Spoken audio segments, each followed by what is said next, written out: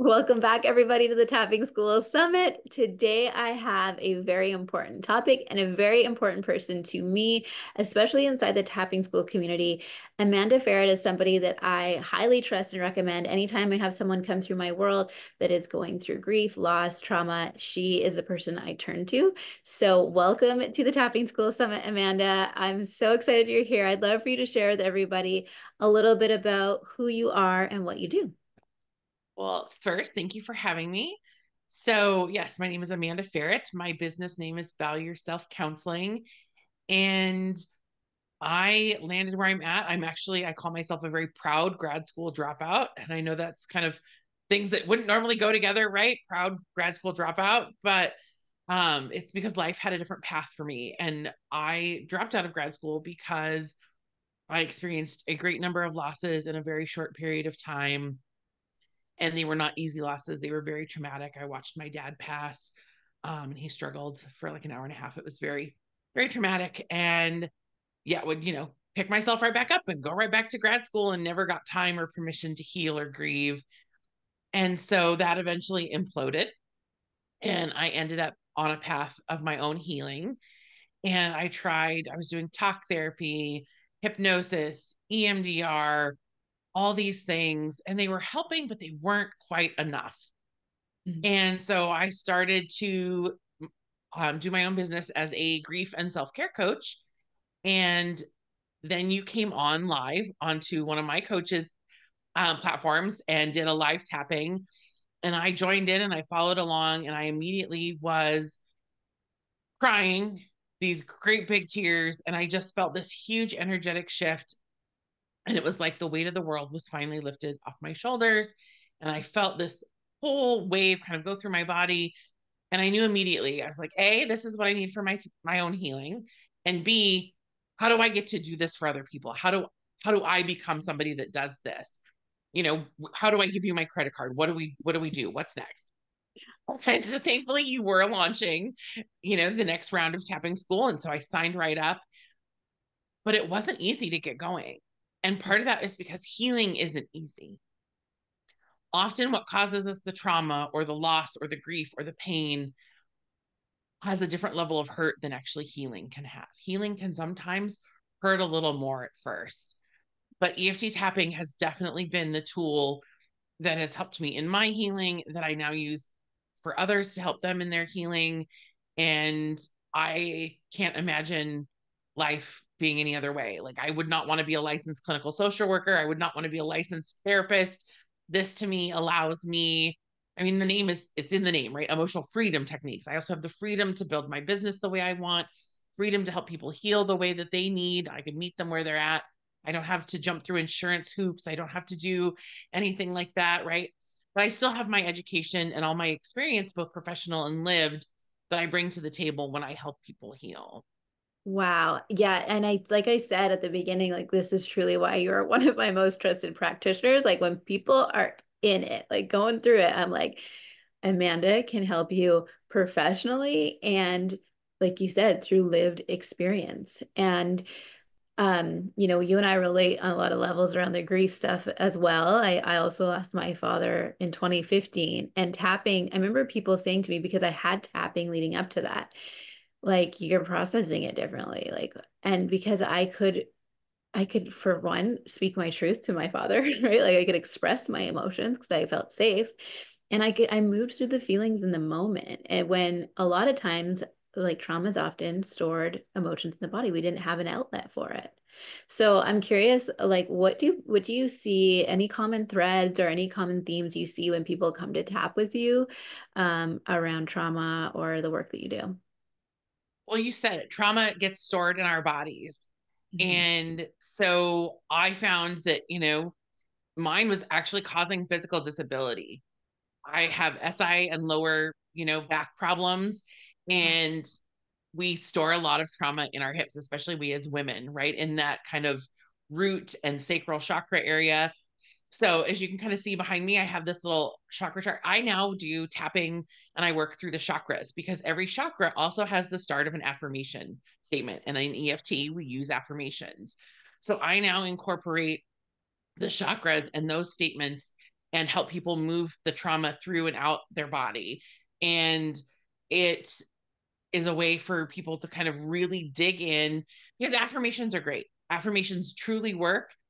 Yet we can start to kind of gaslight or bypass things if we aren't tuning into where we really need those affirmations to be or what we need them to address. So affirmations become way more powerful if we're honest with ourselves. Mhm. So the work I also do helps people learn how to trust themselves. So trust where those emotions are showing up in their body, that they are feeling what they're feeling. Trust that they know how to identify what they're feeling and what it ties to. Like, how far back does it really go? And that it's okay to go that far back, that it's okay to dig in and go that deep. That those dark, shadowy, scary places really aren't so scary so long as we start to shed some light and do the work. Mhm. And then we kind of, once we're in there and we're doing the aligned work that we need to do, that trauma is able to break free and move through the body, and we're able to get it out. And then you get that deeper healing so that you are more well resourced, so that when something happens that normally could have triggered shutting down for a week or dissociating or completely, unable to function, you can regroup and recuperate and reintegrate back into life in a maybe more seamless or timely fashion, or with less need for self-care. I mean, self-care is essential. We all need self-care. But, there were periods of time where something could trigger me and I'd be out for a week or two. Yeah. Now it might just be a few hours or a day, right? I can kind of get back up and keep going, or things don't set me off. Anger comes with grief, anger comes with trauma, but anger is always a secondary emotion. There's always something under that anger. Anger is easier to express when we're in that trauma, in that pain. And now I'm a lot less quick to anger. I'm a lot more regulated. Um, I was going to Target and the overhead music would set me into tears, right? Like all these little things that were triggers that I didn't even know. I now can be like, oh, okay, I'm aware. What do I need to do to move through that? Do I need to tap? Do I need to just kind of give myself some affirmations? What do I need? Just breathe into my body, into where the trauma's trying to come up. Mhm. So that's the beauty of pairing EFT with the chakra work and the affirmations and helping get that trauma literally out of the body. So you said something that I think you and I have had in a previous conversation that I really want to make sure we bring up in this summit,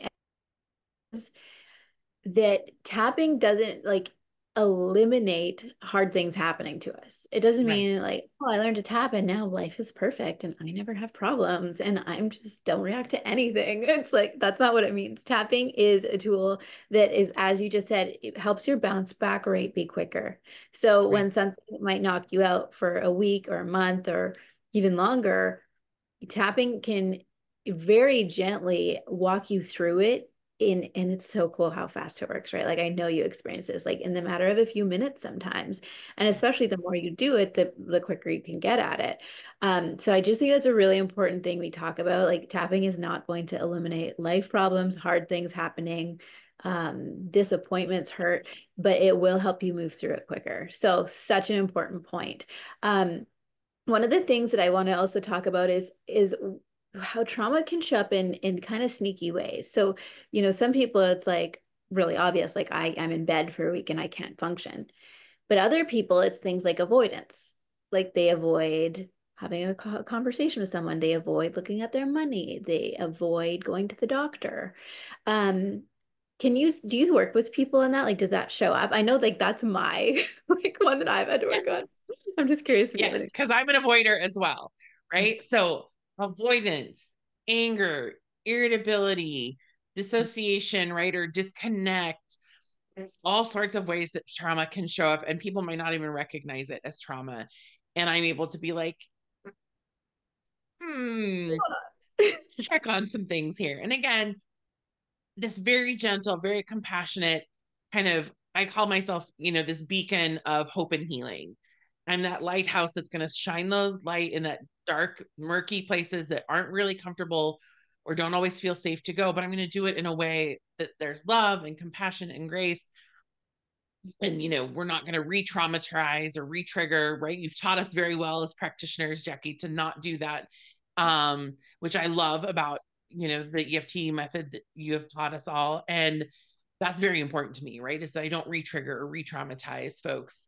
And so, if subconscious brings something up and my clients aren't quite ready, I know how to kind of put it away or put it on a shelf for now, right? And we can come back to it when it's ready. But I am going to do some of that digging, um, and kind of help you see where some of those behaviors that have become coping mechanisms are coping mechanisms from trauma, so that you can heal and again be more resourced and ready to navigate the world in a way that helps you meet goals, live a desired life, be your authentic self. And a lot of the trauma I work around is also identity trauma.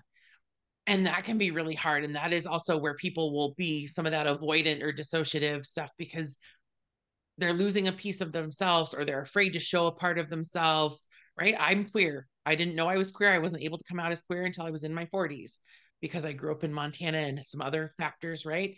And so there was some identity work that had to be around that. And that stuff I still kind of work on because I live in a conservative coastal town in Oregon. And so I help folks with that stuff as well, stuff that might not even register to some folks as being something that has roots in trauma or oppression, but it definitely does. And it can show up very differently for other people, right? Somebody's big T trauma might be somebody else's little T trauma or vice versa. But I don't do trauma Olympics. Trauma is trauma, and we all deserve to heal and be well resourced Oh, human this beings. is it's just such a beautiful conversation. I think it's really important to know that you are a resource for queer, anybody that's feeling like they don't belong or being faced with some very real, like you said, trauma, whether it's big T trauma or little T trauma.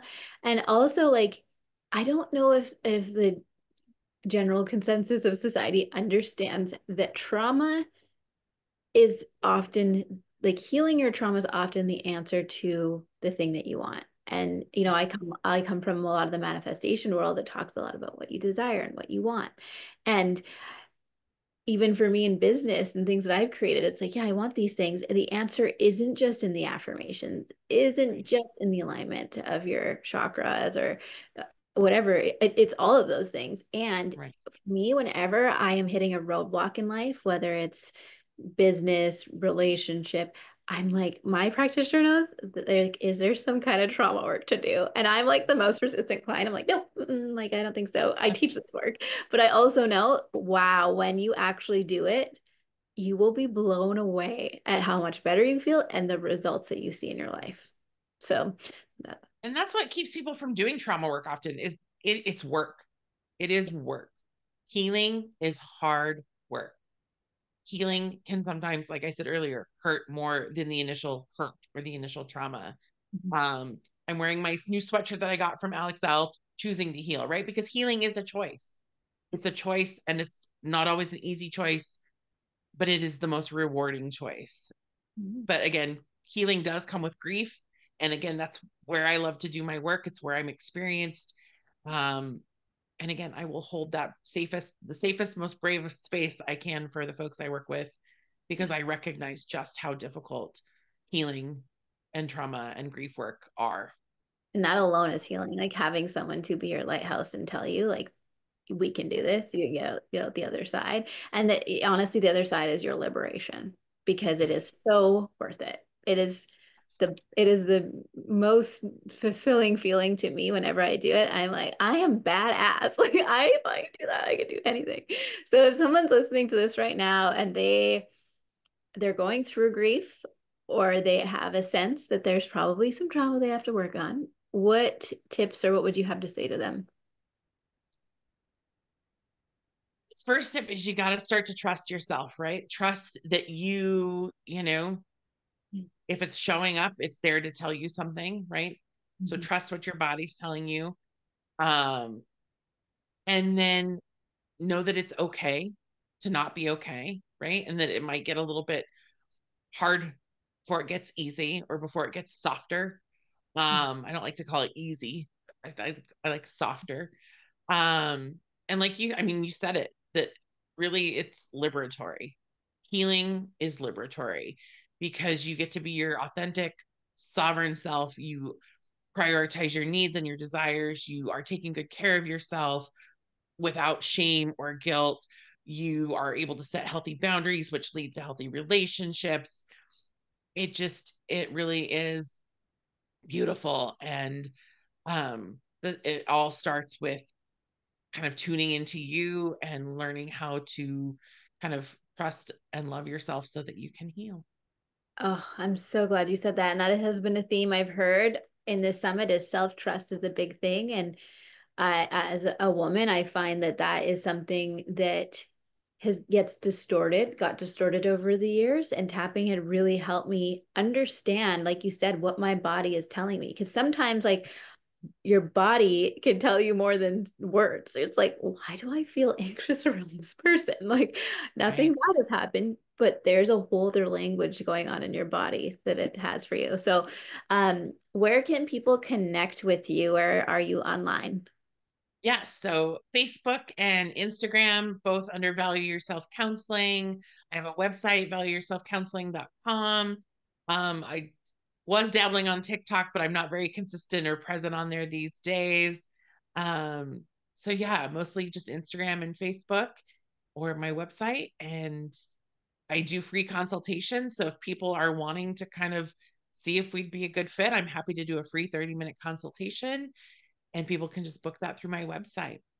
Beautiful. So if you're listening right now and you're like, okay, this spoke to me, I'm ready to take maybe just one step, just go send Amanda a DM or go send her Yes. a message on her website. There's never any obligation. It's always Yeah. just trusting yourself to take that next step. And I know you have some great resources. Is there one that you're going to share with everybody today that they can try after this call? Yes. So I will have a tapping with your trauma and your chakras script for Oh, folks to by the way, download and use. love that idea. I want to try that because like the chakra system is like when one of them is out, it's like I think of it like a highway system, right? It's like there's Yes. construction going on and things aren't flowing. And I love the idea of tapping for the chakras and with the chakras. So I'm gonna go try that myself because that's brilliant. I'm so excited to try it. Yeah. And it's really powerful. I did these little mini sessions at a energy healing event recently. And I feel really bad because I need to come with a disclaimer. Like I make people cry instantly, but I promise they're like good tears because people immediately are like, oh my gosh, that's what this has been. I've been carrying this around for, and like, so just that, like, in those 10 minutes of working with me, they would have this aha moment of like, oh my gosh. And like, they would walk away feeling so seen and heard. So, yes, hopefully. And again, if you get the scripts and you're like, I don't know what to do with this, that's where you book that 30-minute consult and we can figure out, how you need to use those scripts and if working together is a fit. Because, yeah, once you tap into using the chakras, because you're right, it's like a road system, and if there's construction or if you know we Package. here on the coast after the floods, we have entire lanes collapse. So if you've got a rock slide or a lane that's collapsed, let's get that super highway back up and running, because when that energy is flowing, it just, your body is better, your spirit is better, your mind is better, and you just are able to function freely. Again, emotional freedom techniques, right? It's in the name. It is emotional freedom techniques and it is a somatic experience. So you will feel it. Like you said, you're going to feel it and be like, and that's so true. That line, like, wow, that's what that is. I still say that to this day when I tap. I'm like, oh, that's what's going on. Like, I did not realize that was connected to this. Okay, you guys go try it. You're going to love it. Thank you so much, Amanda. Go follow her over on Instagram. We'll give all the details in the show notes and we'll see you next time. Thank you. Thank you.